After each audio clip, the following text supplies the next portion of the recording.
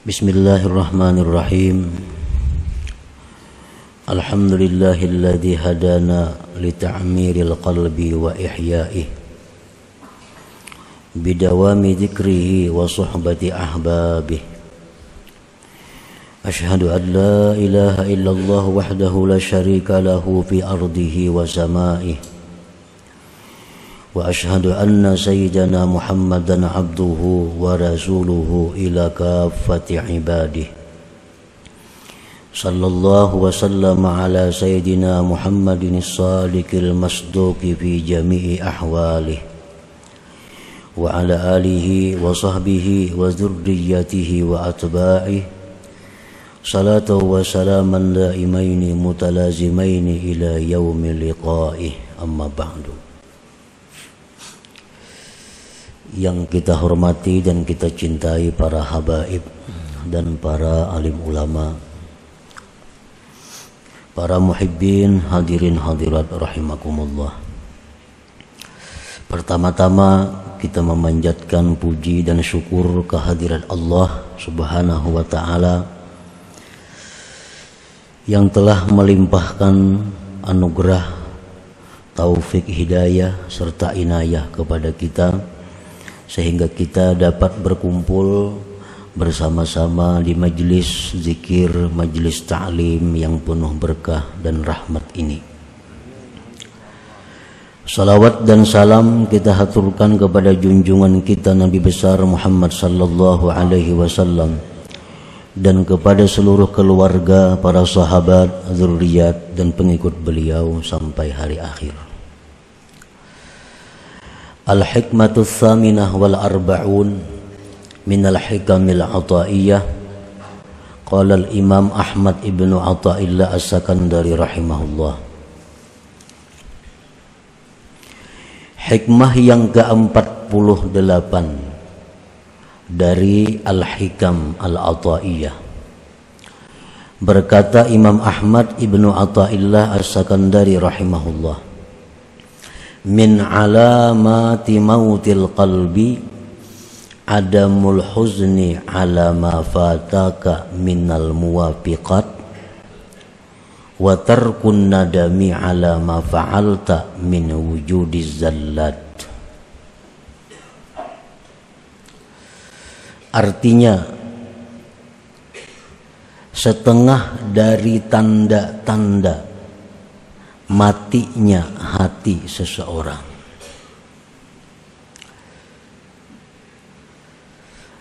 tiada duka cita, tiada sedih atas sesuatu yang keluputan akan dia daripada perbuatan taat kepada Allah.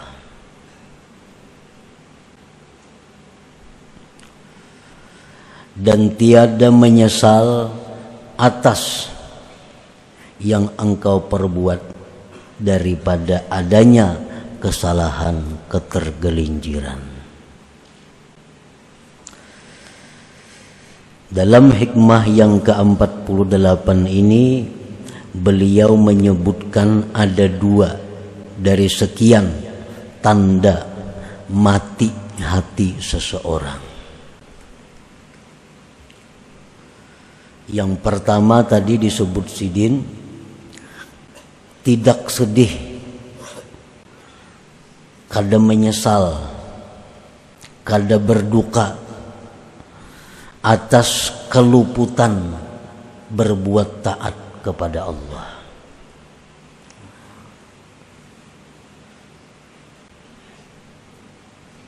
Kada merasa rugi.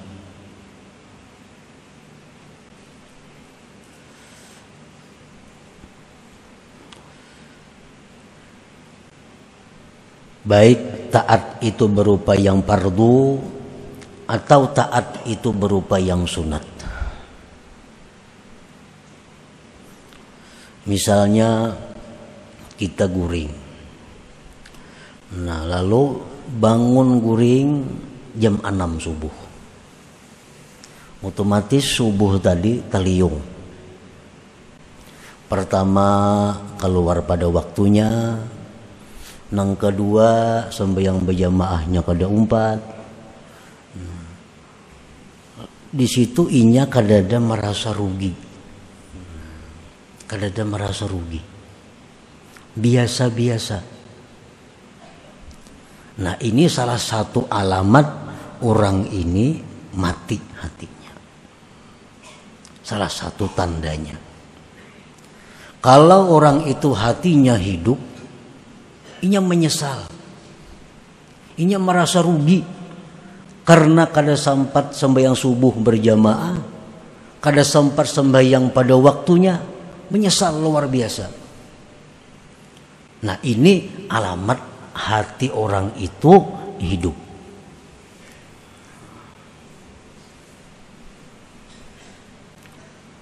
Itu satu contoh.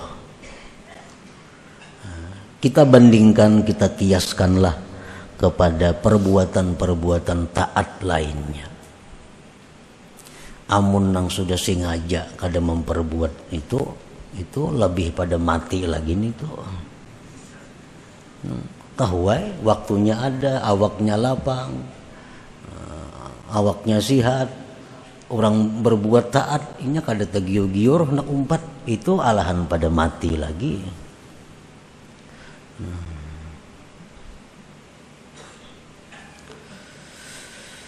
Setengah daripada tanda kematian hati seseorang, tiada sedih atas yang keluputan akan engkau daripada perbuatan taat.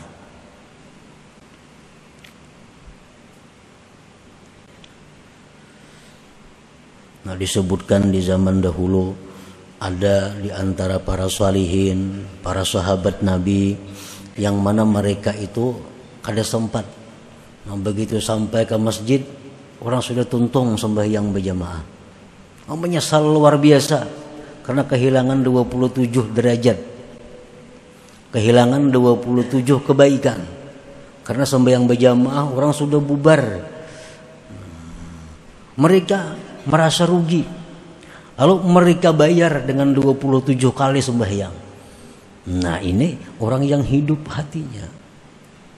Padahal andai kata kada dibayar pun merasa rugi, itu sudah cukup tanda hidupnya hati seseorang.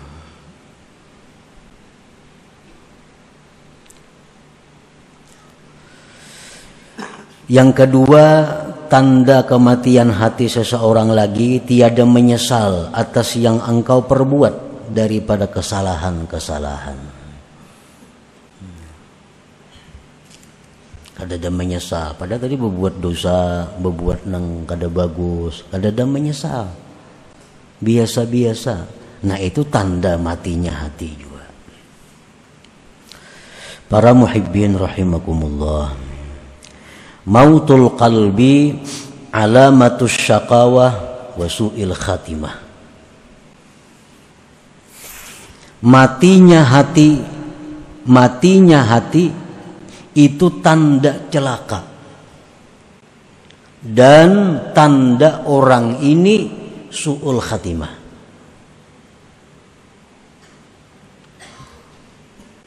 Matinya hati artinya kadada merasa rugi ketinggalan berbuat baik, kadada menyesal berbuat kesalahan, berarti hatinya mati. Orang ini celaka dan su'ul khatimah.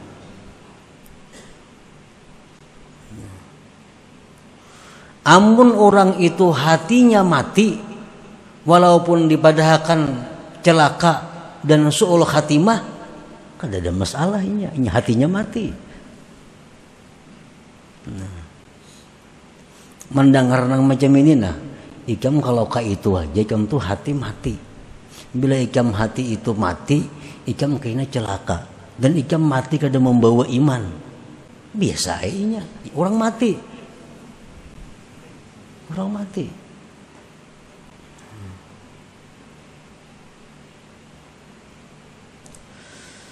Nah, kalaunya ada takutan, takutan lah. Macam mati su'ul khatimah. Tapi ingat takutan aja, kada bergerak napa-napa juga. Ini berarti ada aja napasnya hati ini hidup aja ngarannya. Cuma ibarat garing tuh garing yang kritis. Bernapas lagi nah ada. Kalau orang yang hatinya hidup mendengar nang macam ini, bahwa mati hati itu membawa kepada celaka, mati hati itu membawa kepada mati su'ul khatimah, oh ini hati-hati daripada menjaga hatinya jangan sampai mati. Nah itu orang yang hidup hatinya. Para muhibbin rahimakumullah. Wasababu mautihi thalathatu asya, sebab kenapa hati itu mati 3 perkara. Sebab kenapa kada merasa rugi lagi ketinggalan berbuat taat, kada merasa menyesal lagi berbuat dosa. Mati hatinya, kenapa sebabnya? Karena 3 perkara. 1, hubbud dunia, itu pertama sebabnya. Hubbud dunia, mencintai dunia. Apa yang dimaksud dengan mencintai dunia itu? Sehingga bisa mengakibatkan hatinya mati. Mencintai dunia itu artinya adalah hubbu ma yatadarraru bihi ba'da mautih. Dia mencintai sesuatu yang membahayakan dia sesudah dia mati. Ini artinya hubbud dunia. Mencintai sesuatu yang mencelakakan dia di akhirat. Itu ngarannya hubbud dunia.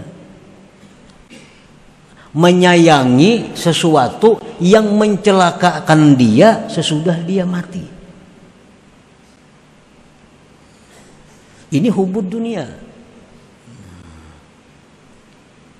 Contohnya mencintai kemaksiatan. Mencintai kemaksiatan. Itu hubbud dunia. Kenapa? Karena kemaksiat itu mencelakakan dia di akhirat. Maksiat itu membuat dia binasa, sengsara di akhirat. Itu yang dia cintai di dalam dunia. Nah, mencintai sesuatu yang memudaratkan dia di akhirat. Nah, ini sangat luas pemahamannya. Sangat banyak contoh-contohnya. Kita ambil contoh misalnya nang parak lawan kita, pakaian kita, perhiasan kita. Ini perhiasanku ini, pakaianku ini paling harap sakampungan nggak ada nangka ini. Dipakainya pakaian itu, perhiasan itu dengan perasaan agak. Orang kan ada nyamainya. Sekampungan nggak ada nangkawan nukaran itu. Dipakainya dengan perasaan agak. Disayanginya benar ini baju ini. Disayanginya benar perhiasan ini. Kenapa? Karena sagan baagak ini nah. Menang lain banyak aja orang sama diisi. Amun ini kadada hanya aku nang diisi. No. Pusut memusuti lawan barang itu tadi nah. Ini artinya mencintai yang membahayakan dia di akhirat. Nah, ini hubbud dunia ngarannya. Mencintai duit itu belum tentu hubbud dunia. Mencintai pangkat kedudukan belum tentu hubbud dunia. Tapi kalau mencintai sesuatu yang memudaratkan sesudah mati, itu jelas hubbud dunia. Dia mencintai jabatan, mati-matian mendapatkan jabatan, mempertahankan jabatan itu. Kenapa sebabnya? Dengan jabatan ini aku bisa semaunya. Aku memegang jabatan ini, aku hendak mengambil duit, kadang menangatnya. Aku hendak ini, kada wani menentangnya. Apapun aku kehendaki jadi. Dia cinta mati-matian kepada jabatannya ini. Nah, ini cinta yang membahayakan dia di hari kiamat, di akhirat kain. Ini cinta kepada dunia. Nah, bila macam itu halnya, salah satu sebab yang mengakibatkan hati tadi mati. Nyata-nyata nih orang sembahyangan, nyata-nyata orang sembahyangan, bang, ngur keluar, jangan singgah bang sembahyang berjamaah nih. Kenapa kada singgah? Itu menunjukkan hatinya mati. Jakanya hatinya hidup, jelas sembahyang berjamaah dulu hanya berangkat. Pengajian ada, majelis taklim ada, jelas sudah hari ini majelis taklim. Sehari sebelumnya ngur hilang kemana? Jangan bermanfaat ada. Nah ini tanda hati mati. Kenapa mati? Karena mencintai yang mencelakakannya di akhirat tadi.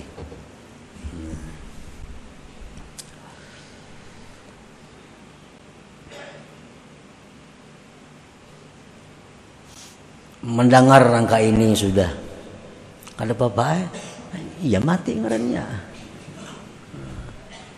Tapan diri orang mati.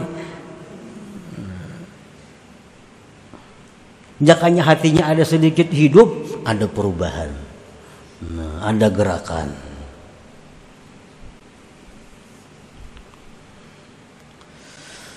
Hubbud dunia tadi pertama.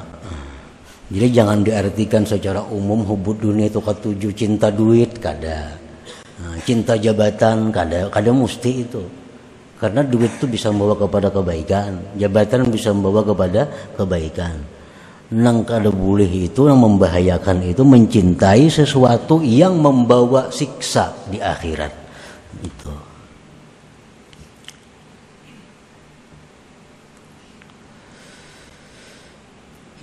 Satu itu penyebabnya.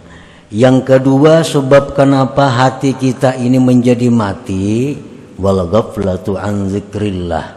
Nah, kita lalai. Nah, kita kada ingat berzikir lawan Tuhan. Kada ingat berzikir. Wal ghaflatu an dzikrillah. Mun berzikir nang misalnya 1000 sehari, la ilaha illallah sudah nyata kada.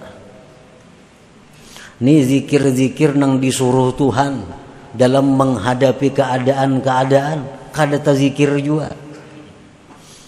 Kan mestinya kita kalau hendak makan disuruh berzikir bismillahirrahmanirrahim. Makan kada bismillah juga. Nah, makan datang makanan. Tuntung makan disuruh Tuhan berzikir alhamdulillah. Imbah makan kada ada alhamdulillahnya juga. Kada ada juga. Dapat nikmat, dapat duit, kada ada juga alhamdulillah kada ada. Mendengar orang menyebut ngaran Nabi kita, kalau pang Allahumma sholli kada ada juga salawatnya. Lalai daripada zikrillah. Masuk ke dalam jamban, masuk keluar masuk, kada apa-apa juga. Padahal itu ada disuruh zikir-zikirnya. Nah, lalai daripada itu. Ini menyebabkan juga hati kita akhirnya mati. Nah, membiasakan makan bismillahirrahmanirrahim, tuntung makan alhamdulillah, melihat nang pina ani subhanallah, melihat pina sedih pikiran masya Allah, itu adalah menghidupkan hati, menghidupkan hati.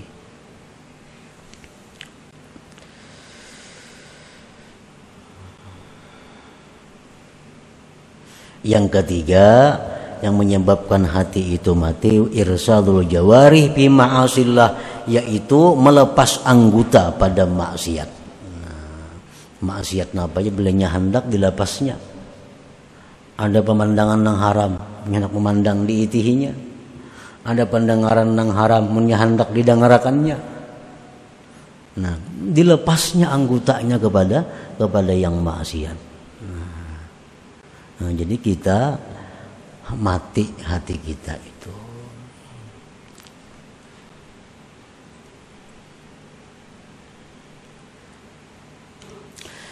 Fa idza zaharat amaratu mauti qalbik ayyuhal murid fa 'alaika bi ihya'ihi bi salasati asya.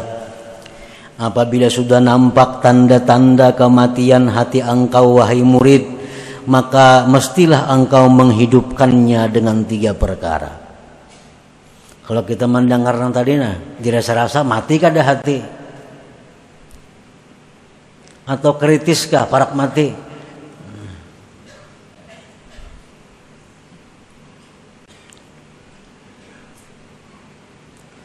Nah, bila sudah muncul nampak tanda-tanda matinya hati engkau wahai murid, maka lazimilah, maka mestilah engkau menghidupkannya dengan 3 hal.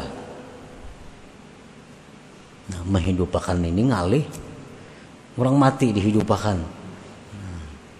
Menyigarakan nang garing jin lapah kita. Ini sawat mati.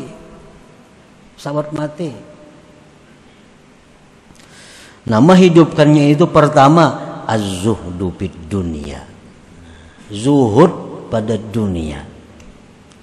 Zuhud pada dunia ini bukan artinya nang jadi bupati, ampih jadi bupati, kada. Nang sugih beri akan seluruh harta, kada. Zuhud pada dunia ini artinya apa? Tinggalkan sesuatu yang mencelakakan di akhirat. Napa-napa tadi? Hal-hal yang maulah kita celaka di akhirat, jangan lagi diurus nih tuh. Oh, pakaian ini nih, ini rancak maulah aku jadi sengsara. Pakaiannya maulah aku bikin aku sombong. Pakaiannya maulah aku agaknya. Nah, dijual, mengkulir memberi akan, jadi akan duit. Larang harganya, 4 juta, 5 juta harganya, atau puluhan juta harganya. Jual. Cari pakaian-pakaian nang kadang membuat sombong. Cari perhiasan nang kadang membuat sombong. Cari apa nang kadang membuat sombong. Jabatan. Amun aku di jabatan ini kada kawa, kada maksiat nah. Soalnya aku ini ngalih. Ini duduk di jabatan nang kada kawa kada maksiat. Amun hendak hidup hati, tinggalkan jabatan itu. Mau kada mau. Kalau jabatan itu kada kawa kada maksiat. Ini ada orang pejabat tuh nang jabatan pasti maksiat, kada kawa kada maksiat. Udah kada maksiat diampih orang mau kada ampih.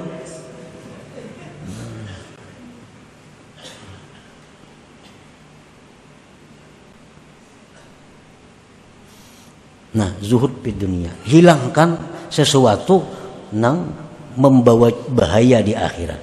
Jadi bukan menghabiskan seluruh harta, zuhud itu kada. Pilih mana-mana yang membuat kita celaka di akhirat, mana-mana yang maulah jadi dosa. Itu dulu. Yang kedua, al-istighal bi dzikrillah taala. Nah, menghidupkan hati. Yang kedua, bekerja dengan zikrillah. Biasakan. Kalau perlu di meja gana-gana bismillahirrahmanirrahim, meja makan alhamdulillah, supaya ingat di muka WC bacaan masuk bacaan keluar, memakai baju ini bacaannya, baca remin, supaya selalu sibuk dengan zikir untuk menghidupkan hati.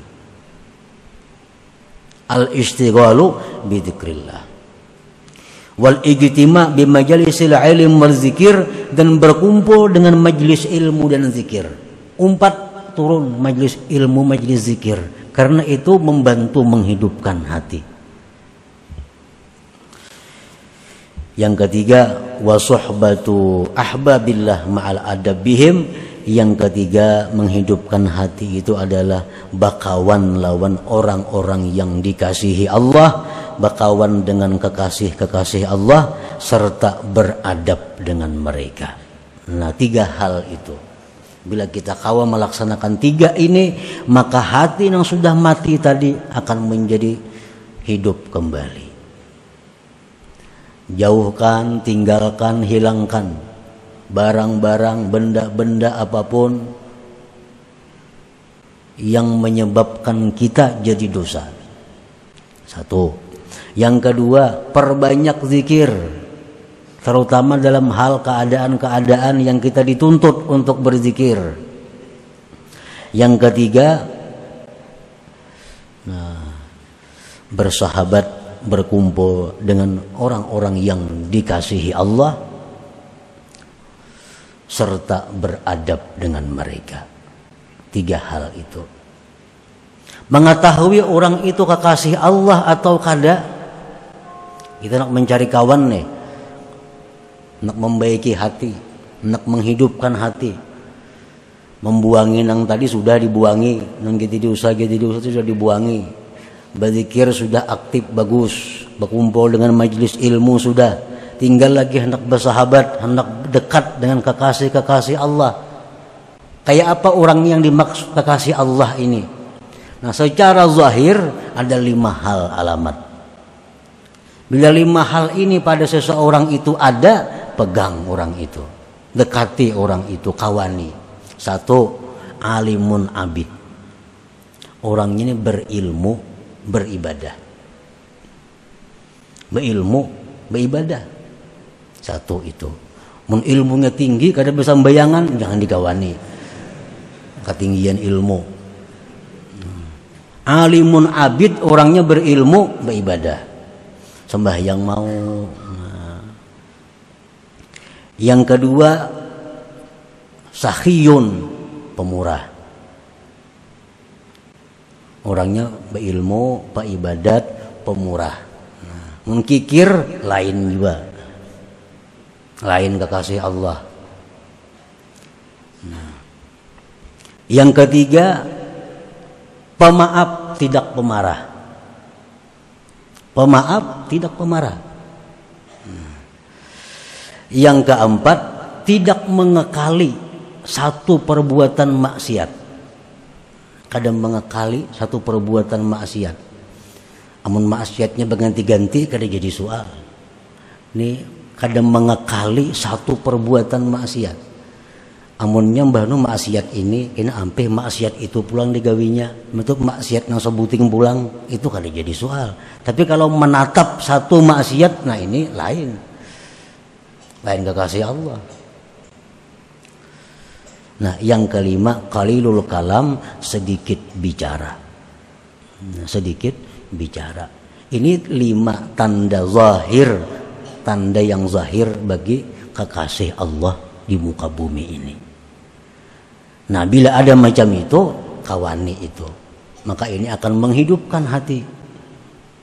Di samping tadi banyak berzikir dan membuangi, menghilangkan hal-hal yang membuat jadi dosa. Para muhibbin rahimakumullah, apabila sudah kita berkumpul dengan orang-orang yang dikasihi Allah ini, maka mesti kita menjaga adab dengan mereka. Karena bila kita kadang menjaga adab dengan mereka, bukan manfaat yang kita dapat, justru mudarat. Justru mudarat. Kenapa? Karena orang-orang yang dikasihi Allah ini orang-orang yang dikasihi Allah, orang-orang yang sangat diperhatikan Allah. Kalau kita sakiti, Allah yang langsung turun tangan. Nah, dalam kitab seringkali disebut kekasih Allah itu seperti anak-anak harimau. Kalau anaknya diganggu, walaupun anaknya kada melawan, mamanya nang abut melawan akan. Nah, jadi berteman, bersahabat dengan orang-orang yang dikasihi Allah ini ma'al adab, serta adab. Nah, apa adabnya? Pertama, antanzura ilaihim bi'ainil mahabbati wal ihtiram. 1, memandang mereka itu kekasih Allah dengan pandangan cinta dan menghormati. 1. Yang kedua, antuhsinal dhanna bihim, bahwa berbaik sangka dengan mereka. Berbaik sangka dengan mereka. Misal mereka ada berbuat apa-apa, baik sangka. Kenapa si jin nangka itu? Nak ada mau berbaik sangka. Barangkali si jin ada ilmunya, barangkali si jin ada hukumnya yang kita kada tahu. Mudah. Yang ketiga, an la ta'tarida ilaihim, jangan mengeritik mereka. Kenapa nangka itu? Kada kawa, nah itu kada kawa bakawan sudah. Jangan mengeritik mereka. An la ta'tarida ilaihim, jangan mengeritik kepada mereka. Yang keempat, an takhdumahum, bahwa engkau berkhadam kepada mereka. Berkhadam ini artinya apa? Berkhidmat. Berkhidmat itu membantu mereka. Sekurang-kurang membantu apa? Kadang membebani mereka. Itu sudah berkhidmat. Sekurang-kurang berkhidmat itu kadang membebani mereka. Cukup. Ibaratnya kada kau membantu tenaga, kada kawa, membantu duit kada kawa, membantu pikiran kada kawa. Jangan memuyaki barang. Jangan memuyaki. Jangan mariputakan. Yang kelima, antuhibba man ahabbahum wa man ahabbuh. Mencintai orang-orang yang cinta kepada mereka dan mencintai orang-orang yang mereka cintai. Mencintai orang-orang yang cinta kepada mereka kekasih Allah dan mencintai orang-orang yang mereka cintai. Amun gak kasih sidin dimusuhi, kada kawan itu. Atau orang yang sayang lawan sidin dimusuhi juga, kada kawa juga. Mesti cinta kepada orang yang cinta kepada kekasih Allah dan mencintai orang-orang yang dikasihi mereka. Yang keenam, antad'uwa lahum, bahwa engkau doakan bagi mereka itu. Doakan agar mereka dipelihara Allah, dilindungi Allah, dipanjangkan umurnya, dimudahkan segala urusannya. Doa kita kepada kekasih-kekasih Allah tadi. Nah, bila 6 perkara itu kita berteman, kita bersahabat dengan kekasih Allah, maka segala apa yang Allah berikan kepada mereka, kita dapat bagian yang sama. Walaupun kita guring. Malam kita guring, nah, sidin beribadah. Apa yang sidin dapat, kita dapat. Asal bujur-bujur bergabung dengan mereka-mereka itu dan menjaga adab dengan mereka. Ini ia yang almar'u ma'aman ahab, seseorang itu nanti di akhirat beserta orang yang dia cintai. Nah, itu maksudnya. Walaupun dalam dunia amalnya kada sama, tapi karena inya cinta bisa tergabung kayaknya di sana. Nah. Jadi untuk menghidupkan hati, pertama tadi membuangi perkara-perkara yang membuat dosa. Yang kedua, menyibukkan diri dengan zikir. Yang ketiga, bersahabat, berkumpul dengan kekasih-kekasih Allah serta menjaga adab dengan mereka. Nah, bila mana 3 hal itu ada pada diri kita, maka hati kita yang mati akan kembali dihidupkan oleh Allah Subhanahu wa taala. Nah, kemudian selanjutnya hikmah yang ke-49. Ila hadratin Nabi sallallahu alaihi wasallam al-Fatihah. A'udzubillahi minasyaitonir rajim. Bismillahirrahmanirrahim. Iyyaka na'budu wa iyyaka nasta'in. Ihdinas siratal mustaqim. Siratal ladzina an'amta 'alaihim. Ya Allah biha, ya Allah biha, ya Allah bihusnil khatimah. Ya Allah biha, ya Allah biha, ya Allah bihusnil khatimah.